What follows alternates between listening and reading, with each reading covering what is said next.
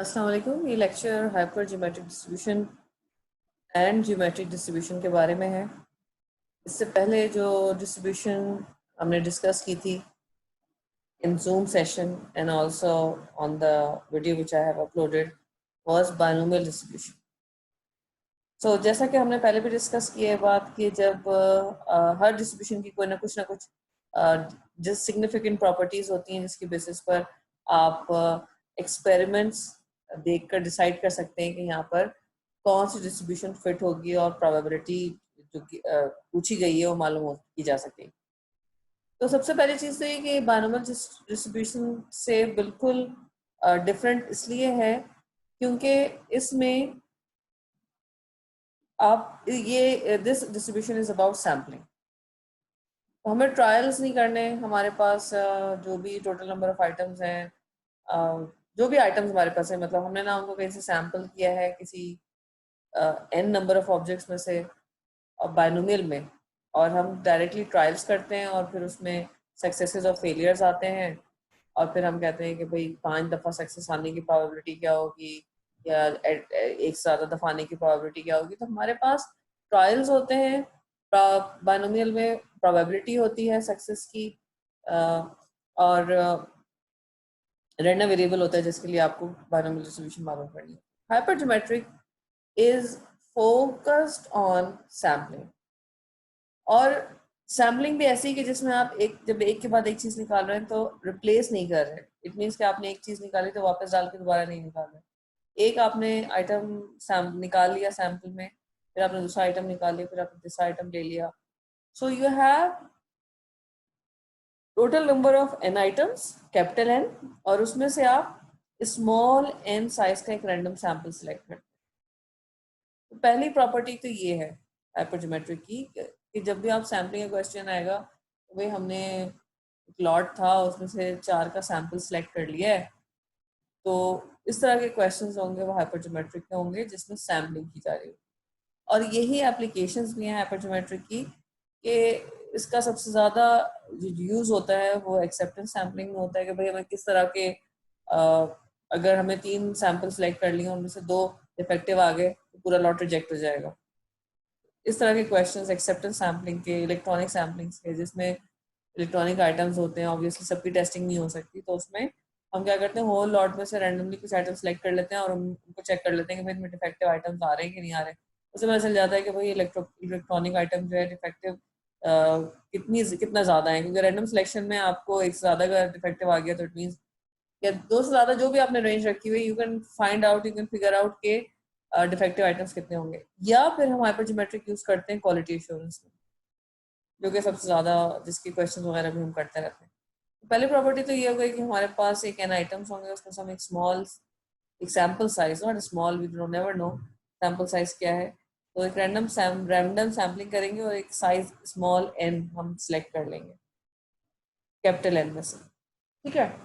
अब जो भी जिसके बारे में आपसे क्वेश्चन किया गया है, अगर डिफेक्टिव के बारे में क्वेश्चन किया गया है, तो ऑब्वियसली उस n लॉट में, जो बड़ी लॉट है जिसमें से आपने सिलेक्शन किया, उसमें के आइटम्स जो होंगे वो सक्सेस होंगे आपके। यानी अगर फॉर एग्जांपल मैंने सैंपल ले लिया है 10 में से 3 का सैंपल ले लिया और मैं देखना चाहती हूँ 3 में कितने डिफेक्टिव आते हैं, तो ओवरऑल जो भी 10 का टोटल मेरे पास आइटम्स थे उनमें कुछ ना कुछ डिफेक्टिव आइटम्स तो होंगे ना पहले से, जो हमें पता होंगे कि 10 में से 7 डिफेक्टिव हैं, 10 में से 3 डिफेक्टिव हैं। तो जो सक्सेस जिसके बारे में आप मालूम करना चाहते हैं वो के आइटम्स हैं जो कि टोटल लॉट में पहले से अवेलेबल हैं, पहले से ही प्रेजेंट है, और n माइनस के आर क्लासिफाइड एज फेलियर्स। तो ये 2 प्रॉपर्टीज होंगी, और ऑब्वियसली ये फॉल्टी, डिफेक्टिव, ब्लेमिश्ड, इस तरह के ही जहाँ पे क्वालिटी एश्योरेंस हो रही होती है या सैम्पलिंग टेस्टिंग हो रही होती है, वहाँ पर ही हाइपरज्योमेट्रिक क्वेश्चंस हम डिस्ट्रीब्यूशन हम अप्लाई करते हैं।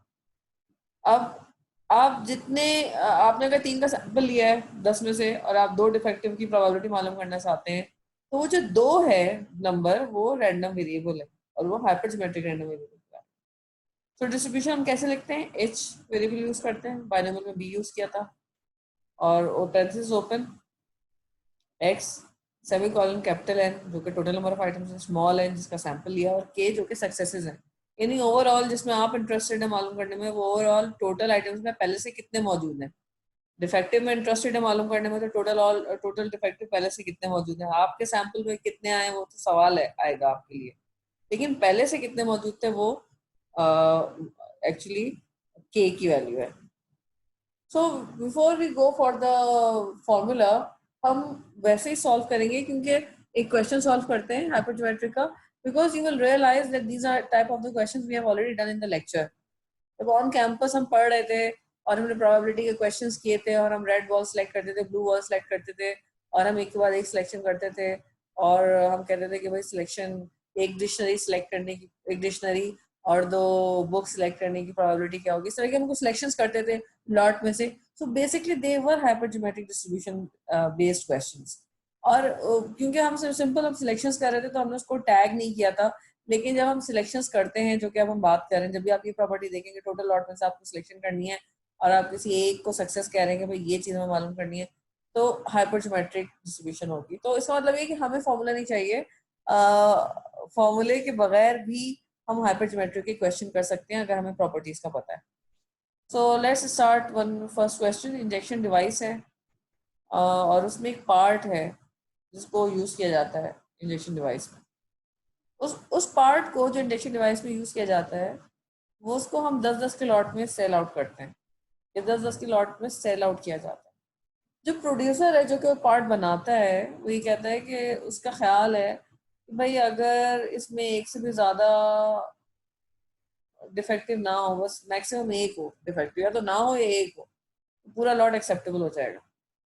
अब क्या किया गया, some lots are sample. This is very important sentence, ये आपको बता रहा है हाइपरज्योमेट्रिक डिस्ट्रीब्यूशन से रिलेटेड क्वेश्चन है ये। सम लॉट्स आर सैम्पल, ये 10-10 के लॉट्स हैं, उनमें से हमने कुछ के सैंपल किया, यानी कुछ में से कुछ लॉट में से हमने पार्ट्स सैंपल करके निकाले हैं।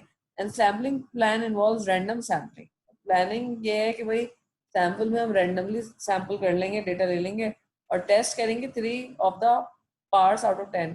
सैंपल 3 का होगा, 3 पार्ट्स लेंगे out of 10। If none of the 3 are defective, the lot is accepted. अगर उन 10 में से कोई भी डिफेक्टिव नहीं निकला तो लॉट एक्सेप्ट हो जाएगा। सही है। सो 10 का लॉट है, मैं दोबारा रिवाइज करती हूँ।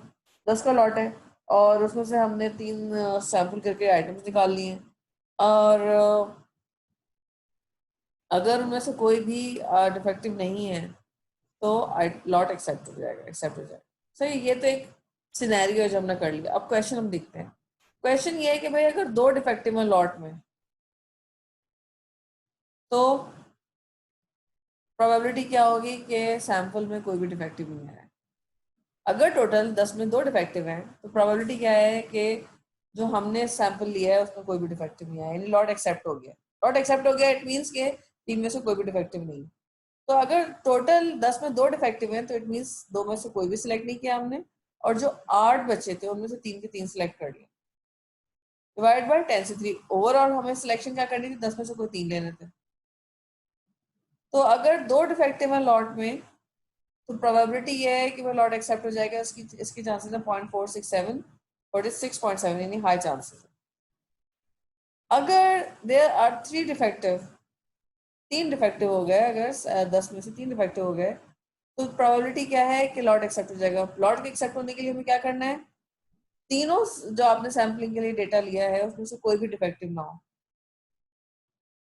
सो अगर टोटल 3 डिफेक्टिव हैं ओवरऑल सैंपल में, तो इट मीन 7 अच्छे सैंपल हैं, 3 बुरे सैंपल हैं। और एक्सेप्टेंस के लिए जरूरी है कि 3 बुरे सैंपल में से आपने 0 सिलेक्शन किया और 7 में से 3 के 3 सिलेक्ट कर लिए जो भी आपने सैंपल सिलेक्ट। ओवरऑल सवाल क्या है, वही 10 थी, 10 में 3 सिलेक्ट करने। तो प्रोबेबिलिटी क्या हो गई, 0.29, 29.1% चांसेस है। यानी अगर ओवरऑल डिफेक्टिव बढ़ेंगे आपके आइटम्स में, टोटल आइटम्स में, तो एक्सेप्टेंस लॉट की एक्सेप्ट होने की प्रोबेबिलिटी कम होना शुरू हो जाएगी, क्योंकि ऑब्वियसली डिफेक्टिव बढ़ गया है तो डिफेक्टिव सिलेक्ट हो सकता है सैंपल। सो पहली चीज जो इस सवाल में एक और बताने की कोशिश की गई है कि भाई अगर सबसे अगर हमें सही सैम्पलिंग करनी है और हमें सही क्वालिटी एश्योरेंस करनी है, तो सैंपल साइज बड़ा होना चाहिए ताकि वो रिप्रेजेंट कर सके टोटल लॉट को। सो 3 सैंपल्स आर नॉट इनफ। इस तरह की क्वालिटी कंट्रोल इज फॉल्टी, सही नहीं है, ये प्लान सही नहीं है।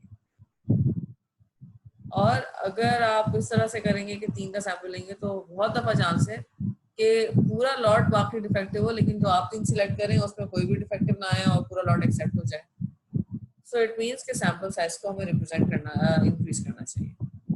लेट्स सी कि हाइपरजोमेट्रिक का फॉर्मूला क्या बनेगा अगर random variable x, number of successes in random variable of size n selected from n items, number of successes in a random sample of size n selected from n items, it means total items n है, उसमें से हमें कितने का sample लेना है, small n का।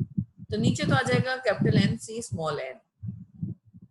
अच्छा, अब अगर मुझसे कहा गया है कि भाई जो जिसको मैं सक्सेस कहती हूँ कि भाई तीन आइटम्स सिलेक्ट हुए हैं और तीनों सक्सेस में को बिलोंग करते हैं, 3 आइटम्स मैंने सक्सेस में से सिलेक्ट कर लिए हैं, तो ओवरऑल जो भी टोटल लॉट है n का, उसमें हमने पहले बता दिया था मैंने आपको कि आइटम सक्सेस आइटम्स होंगे जिनको हम सक्सेस कहेंगे, और n माइनस के आइटम से बाकी बच जाएंगे n में से, वो कहलाएंगे फेलियर। तो अगर आपसे सवाल जिस भी बारे में किया गया है, 2 डिफेक्टिव हैं, 3 डिफेक्टिव हैं, तो आप क्या करेंगे, वो आप सिलेक्ट करेंगे जो भी आपका सक्सेस है वो आप सक्सेस में सिलेक्ट करेंगे, रैंडम वेरिएबल जिसको आपने बनाया वो आप सक्सेस में सिलेक्ट करेंगे, और बाकी जो बचेंगे n माइनस के में से आप सिलेक्ट कर लेंगे n माइनस एक्स, क्योंकि टोटल सिलेक्शन आपको n की करनी है सैंपल। अब जिसको हमने सक्सेस कहा है, मैं कहूँगी भाई 2 फॉल्टी हो, तो ओवरऑल कितने फॉल्टी आइटम्स थे लॉट में, वो k सक्सेस जो होगा ना वो k कहलाएगा, बाकी कितना बचेगा लॉट में, n माइनस के, क्योंकि टोटल n आइटम्स हैं जिसमें सिलेक्शन हो रहा है। और अगर k में से x सिलेक्ट कर लिया, जो भी हमारा सवाल है कि भाई 3 सिलेक्ट करो, 2 सिलेक्ट करो, 1 सिलेक्ट करो, वो हमने सिलेक्ट कर लिया, तो बाकी जो ओवरऑल सैंपल n में से जो बच जाएगा n माइनस एक्स, वो हम कहाँ से सिलेक्ट कर लेंगे, n minus capital N minus के में सिलेक्ट कर लेंगे, जो अच्छा वाला लॉट बचा, जो फेलियर लॉट है। के वाला लॉट हमारे लिए सक्सेस है, जिसमें हम इंटरेस्टेड हैं ऑलवेज सक्सेस। तो ये हाइपरजोमेट्रिक का फॉर्मूला है, you can use it, you have been using this formula all the way till now, अभी तक आप यूज करते रहे, और आपको पता हमने इस फॉर्मूले को वर्बलाइज किए बगैर कि भाई किस तरह से लिखा जाता है, उसके बगैर भी इसको कर चुके हैं। अब मीन और वेरिएंस हम पहले डिस्कस कर चुके हैं कि हर डिस्ट्रीब्यूशन का जब वैल्यूज आती है रैंडम वेरिएबल के लिए, उनका कोई ना कोई मीन या ऑन एवरेज एक वैल्यू निकलती है, और हर डिस्ट्रीब्यूशन के लिए एवरेज निकालने का तरीका अलग है। तो यहाँ पे मीन निकलेगा n small k divide by capital N, और वेरिएंस निकालने का n minus one multiply by small n k divide by capital N, 1 minus k divide by capital N।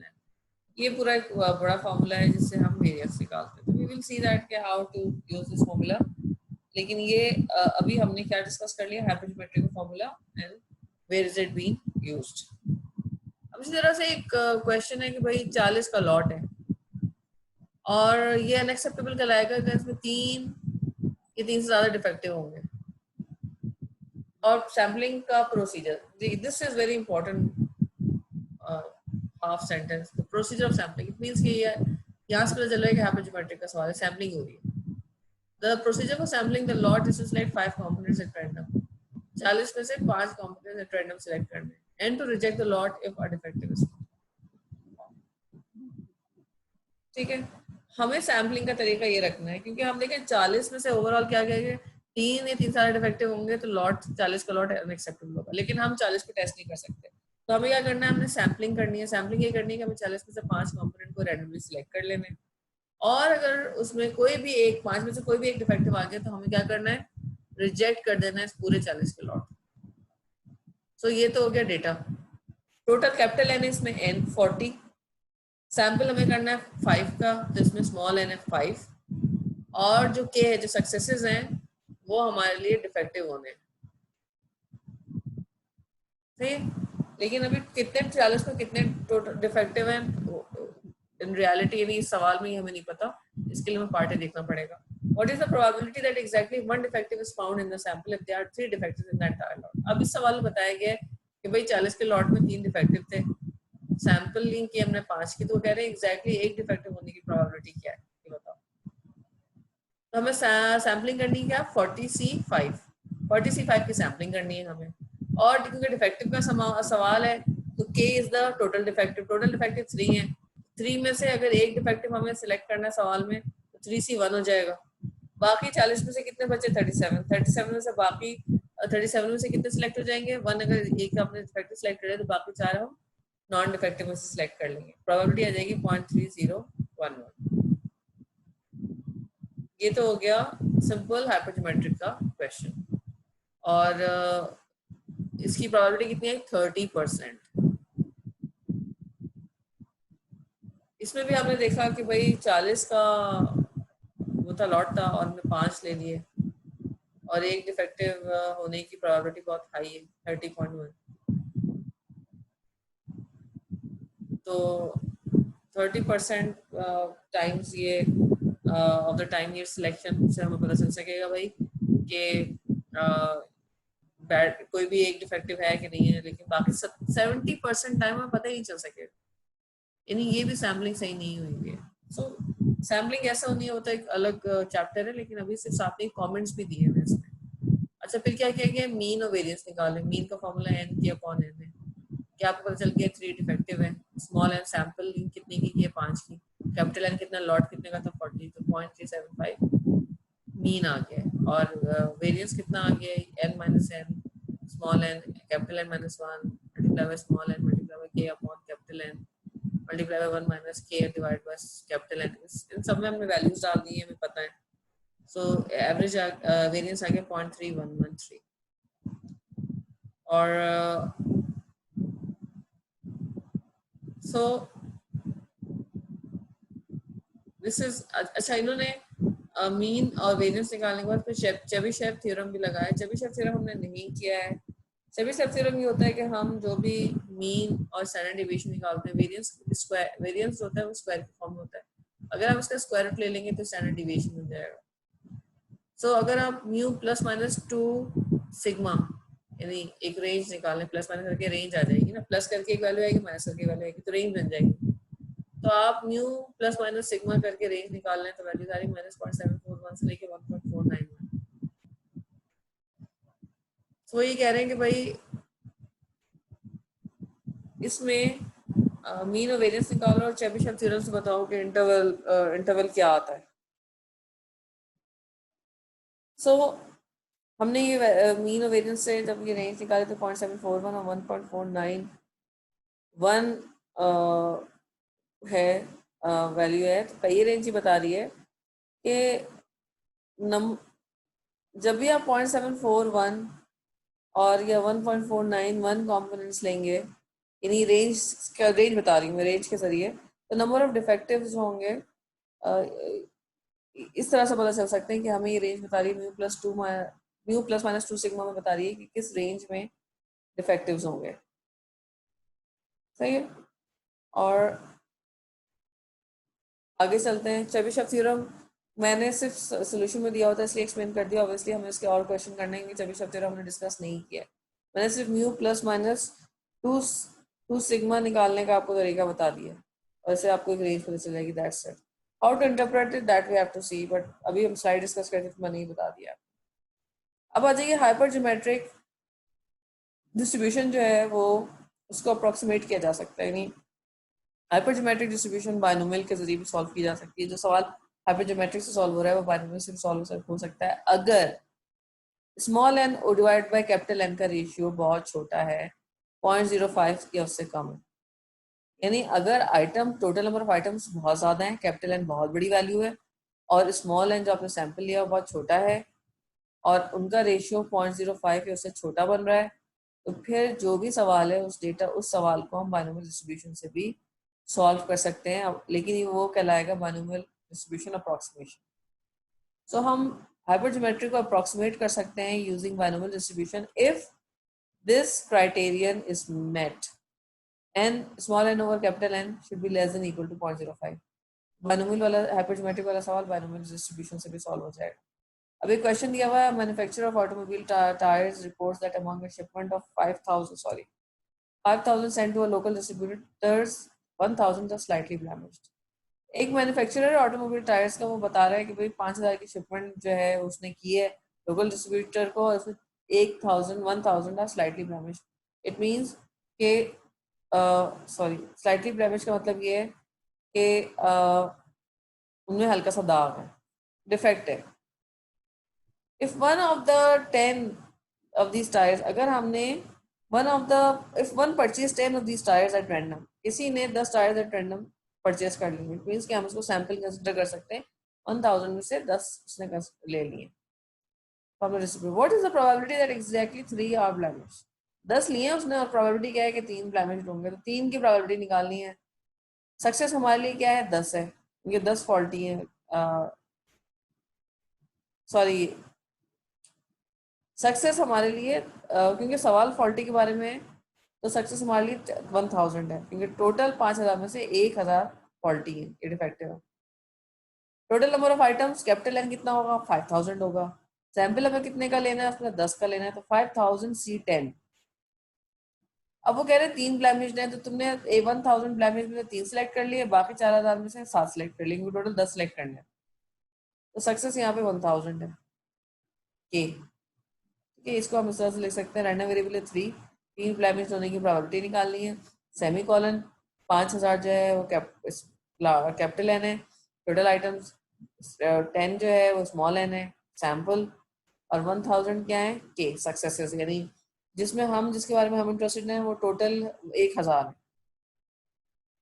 तो ये हाइपरज्योमेट्रिक की हमने फॉर्मूले से प्रोबेबिलिटी निकाली, लेकिन आपने देखा केस में स्मॉल कैपिटल एन और स्मॉल एन की जो वैल्यू आ रही है एग्जैक्टली 0.05 के बराबर है। रेशियो जो आ रहा है ना 10 का डिवाइड बाय 5000, क्योंकि स्मॉल एन 10 है और कैपिटल एन 5000 है, तो रेशियो 0.05 आ जाएगा, और इसको हम बायनोमियल से कर सकते हैं।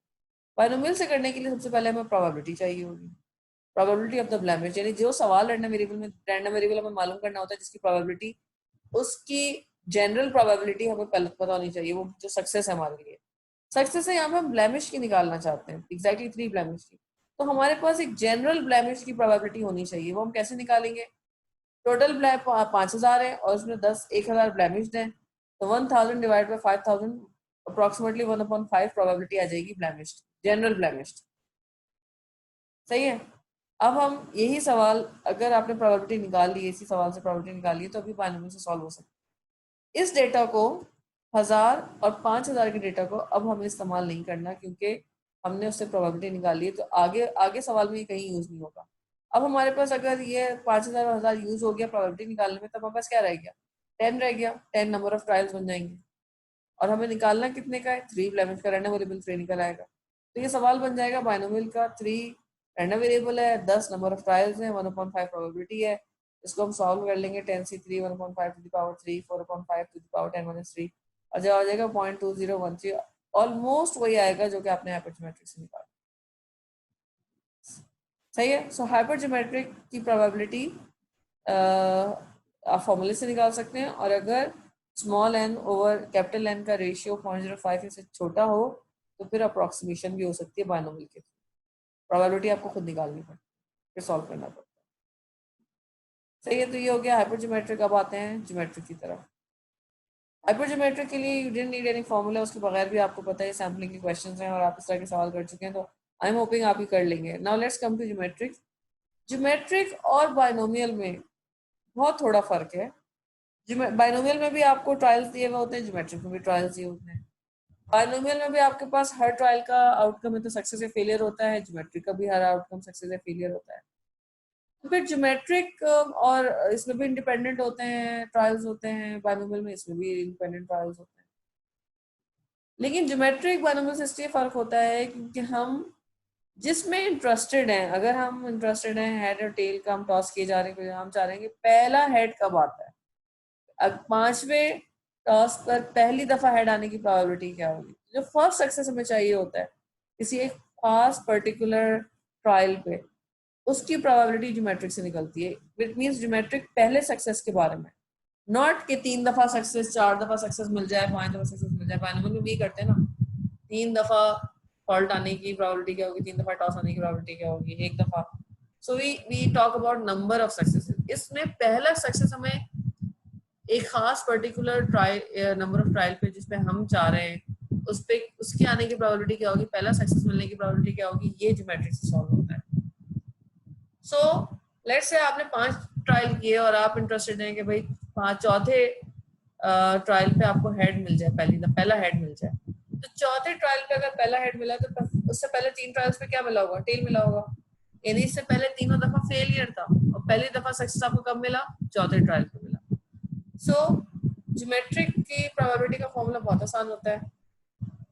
अगर आपको 4th ट्रायल पर सक्सेस चाहिए तो 4 - 1 ट्रायल्स आपके क्या होंगे, फेलियर के होंगे, क्यू के होंगे। तो q टू द पावर 4 - 1 3 हो जाएगा, यानी 3 टाइम्स आपका फेलियर मल्टीप्लाई होगा और 4th टाइम आप सक्सेस से मल्टीप्लाई कर देंगे, उसको p से मल्टीप्लाई कर देंगे। अगर आपके टोटल नो मैटर कितने भी ट्रायल्स हुए, लेकिन आप कहते हैं कि 7वें ट्रायल पे मुझे सक्सेस मिल जाए, मेरी वैक्सीन टेस्ट हो जाए, पहली दफा पॉजिटिवली टेस्ट हो जाए, इसकी प्रोबेबिलिटी क्या होगी? तो अगर 7वें ट्रायल पर आपको पहली दफा वैक्सीन का सक्सेस मिल रहा है तो बाकी 6 ट्रायल्स पे 7 - 1 6 ट्रायल्स पे क्या मिल रहा होगा, failure. q to the power 6 हो जाएगा और 7वां ट्रायल एक ही दफा आएगा क्योंकि सक्सेस एक ही दफा मिल रहा है आपको, फर्स्ट सक्सेस ही काउंट कर रहे हैं हम ज्योमेट्रिक में, तो उसकी जो भी प्रोबेबिलिटी होगी उसे मल्टीप्लाई कर देंगे। तो this is how you do geometric. So है क्या, if repeated number of trials can result in a success with probability p and a failure with probability q, then the probability distribution of random variable x, the number of the trial on which वो trial, number of trial on which the first success occurs is given by this formula. मैंने आपको explain कर दिया है। इसका mean of variance भी निकल आएगा, ज्योमेट्रिक डिस्ट्रीब्यूशन का म्यू है 1/p के बराबर 1/ प्रोबेबिलिटी ऑफ सक्सेस और सिग्मा स्क्वायर की वेरिएंस बराबर है 1 - p/p स्क्वायर।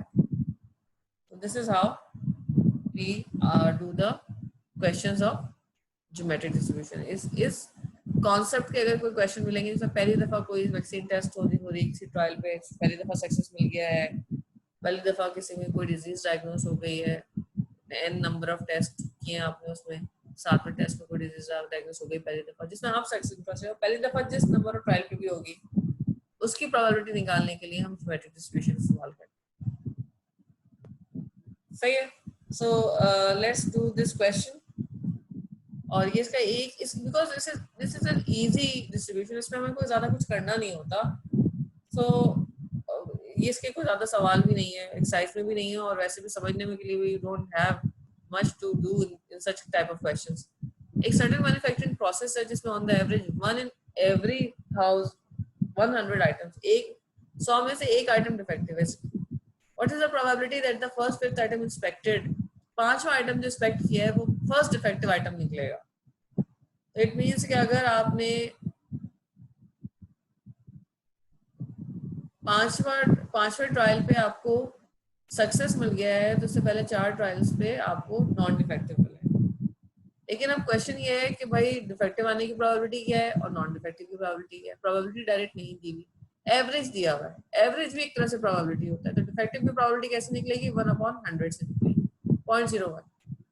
तो अगर सक्सेस, डिफेक्टिव में हम इंटरेस्टेड हैं, अगर सक्सेस की प्रोबेबिलिटी, डिफेक्टिव आने की प्रोबेबिलिटी 0.01 है तो डिफेक्टिव ना आने की प्रोबेबिलिटी क्या हो जाएगी, 0.99।